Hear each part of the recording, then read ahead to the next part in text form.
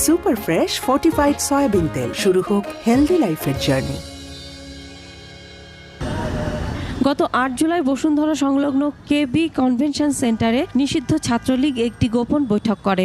সকাল 10টা থেকে সন্ধ্যা পর্যন্ত বৈঠকে নিষিদ্ধ ছাত্রলীগ, আওয়ামী লীগ ও অবসরপ্রাপ্ত সরকারি কর্মচারীরা মিলে 300 থেকে 400 জন অংশ নেন। তারা সেখানে সরকার বিরোধী স্লোগান দেন।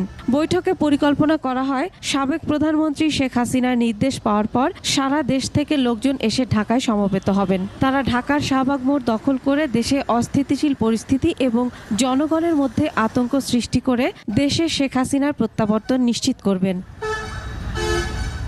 এ ঘটনায় রাজধানীর ভাটারা থানায় একটি মামলা করেছে পুলিশ।